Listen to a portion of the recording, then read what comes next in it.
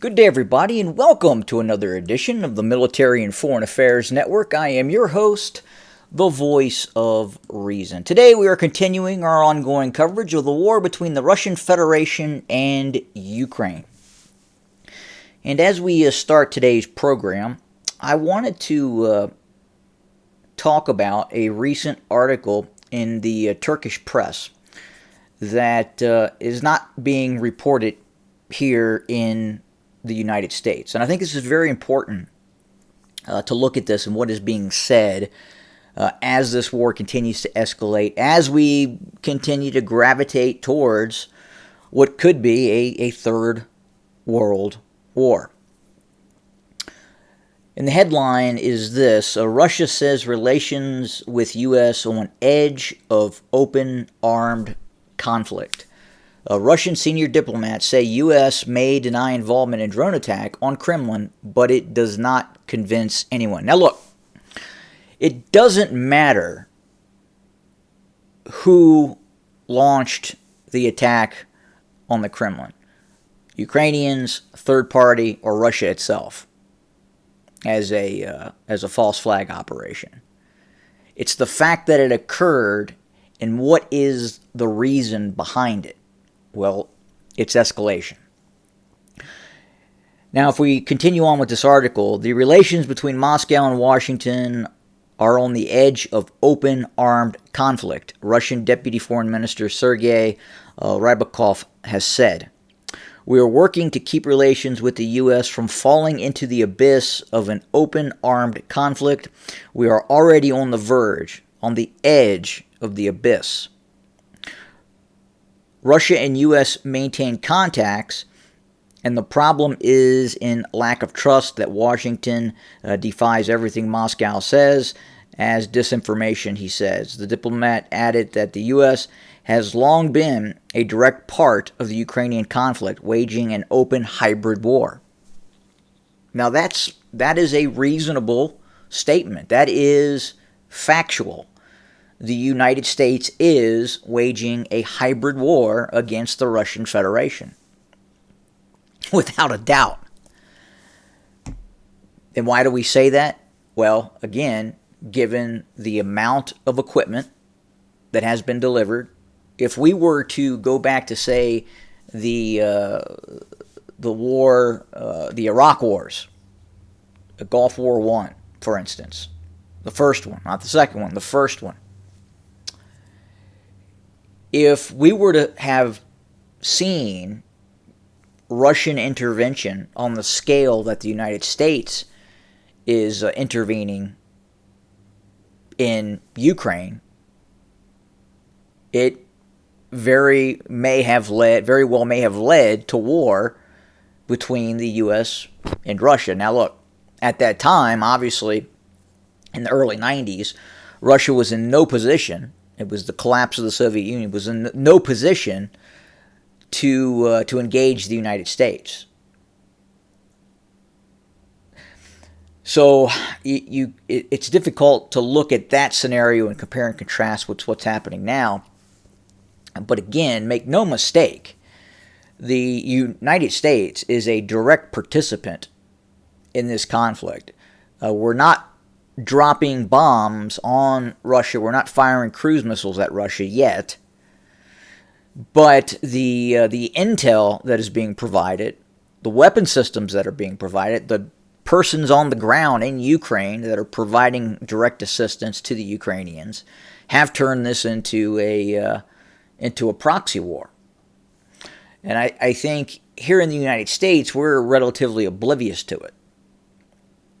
You know, here in the United States, the concern is about what the Kardashians are doing. It's about Bud Light and the fiasco that they have done. It's other things. It's popular culture. It's not world events. But if you were to go to Russia, little different perception that's going on. They believe they are at war with the West. So it's a very interesting dynamic where here in the U.S. we almost seem oblivious. Most people if you were to go to a college campus in the United States and ask any college student where the Ukraine was, they could not tell you.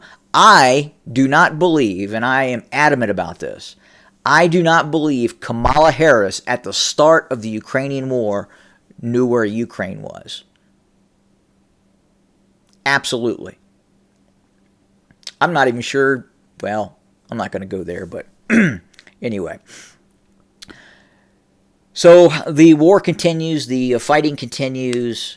We are seeing the Russians, and it looks like right now the Russians are preparing for a very long, extended conflict. There are some reports that indicate that the Russians are preparing for this conflict to last past the year 2026, even going into the year 2027. Now look, if you look at World War II, World War I, that is not outside the realm of impossibility. If you look at the ramping up of the Russian military-industrial complex, it is predicted that the Russian war machine will be at peak capacity at about 2026. Now what's interesting, what is very interesting, is there is another nation state that the United States is watching, and that's the Chinese, the People's Republic of China. And the possibility that they could be ready to initiate hostilities against Taiwan, albeit a blockade, not possibly an all-out amphibious operation, but nonetheless, they are preparing for what could be a direct confrontation with Taiwan and the United States via blockade, large-scale naval and air engagements, around the year 2026, 2027. The Russian objective right now appears to be a greatly expanded force construct, again, looking to reach peak capacity around that 2026 timeframe. What does that mean? That means the Russians are building new tank factories. They are ramping up the production of precision-guided munitions. They are changing their doctrine to use more precision-guided ordnance, airstrikes, aircraft, and they are expanding that production capacity. While at the same time, they are continuing to update, upgrade, and produce more tanks and armored fighting vehicles. It looks like the Russian ability to produce, say, the BMP-3 has been greatly expanded, and they are rolling off BMP-3s at an unprecedented rate. The BMP-3 is their armored infantry fighting vehicle, very comparable to the Bradley. I would say less armor protection. I would say but more firepower in terms of it being armed with a 100 millimeter and 30 millimeter cannon. But again, the Russians are rolling those systems off the production line and are delivering and upgrading existing units with more and more of these BMP-3s.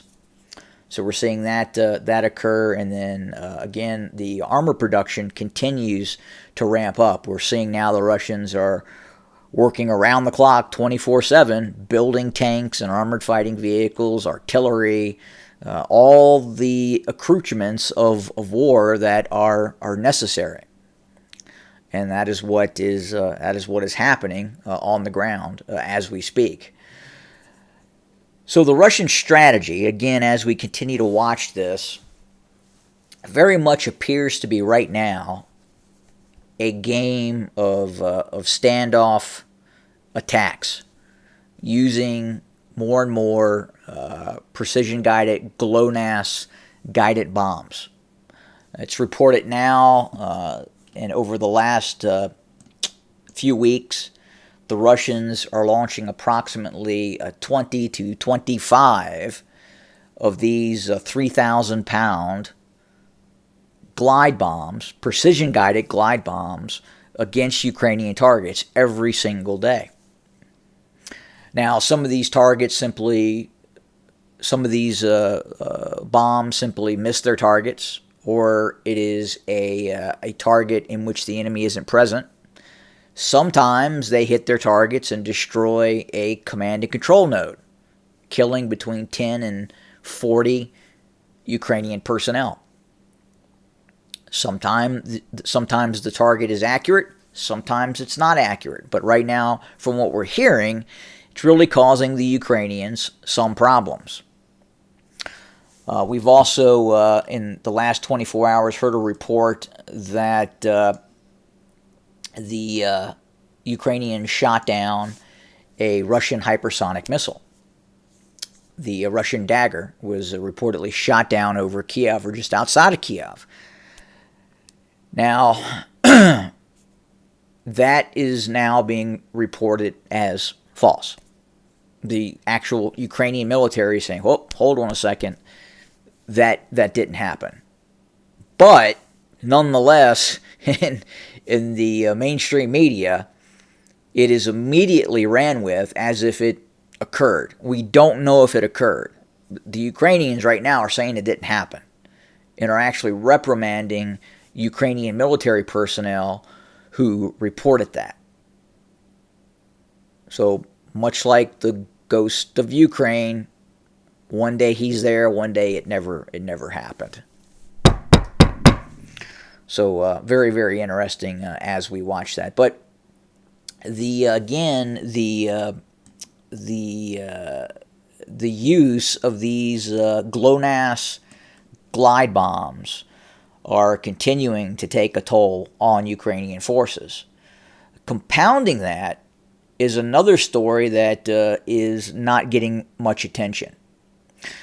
And that is the Russian use of electronic warfare systems to jam the American HIMARS. It is being reported in Ukrainian circles that those HIMARS strikes, those long-range HIMARS, are becoming much less effective because of GPS jamming by Russian forces. They're missing. The HIMARS are starting to miss. They're not as precise. Their circular area of probability, CEP, is greatly being expanded, and it's not hitting targets like it was at the beginning of the conflict, or when the Ukrainians first received the HIMARS system. Additionally, very, very interesting, and again, we're talking about this hybrid proxy war that is going on. The German arms manufacturer, Rheinmetall, is doubling the production of 155 millimeter and other large artillery tank ammunition. Doubling production. Expanding production. Rheinmetall is not only going to max capacity in terms of its production capability, it is expanding its production. Expanding its production capability. Very interesting. So that's kind of where we sit for today. We are continuing to watch and monitor for this Ukrainian counteroffensive. Again, it's very apparent, as I've talked about before, that there is disagreement both in Ukraine and in Western circles on if the Ukrainians should launch this counteroffensive. It is incredibly high risk. The Ukrainians are not sure how effective this counteroffensive will be. They are unsure if on how prepared the Russians are, and the possibility that the Russians are preparing their own counteroffensive after the Ukrainian counteroffensive. So both sides are preparing for enhanced operations into the summer. Summer is coming, and that's going to lead to an uptick in fighting. Things are going to dry out. Maneuver operations are going to be more feasible. But I think right now, at least until August, I think we're going to see the Russians continuing to use its glide bomb strategy, its standoff, its strategy, its air force to degrade and destroy the Ukrainian military. And that's why you're seeing the Ukrainians really beg and plead for F-16s and the ability to have some sort of actual way to engage the Russian Air Force outside of just air defense systems. Because right now the Russians have that ability to conduct standoff attacks against Ukrainian forces. And compounding that is the Russians are expanding that capability. They're building more planes, more aircraft, and more importantly, they are rolling off these glide bombs. Again, they're just taking normal dumb bombs, attaching a glide package with a GLONASS sensor on it, and off it goes. You have a PGM. So we will continue to report. We will continue to watch things very, very closely. Thank you for joining us today. More to come very, very soon. And as always, have a good day.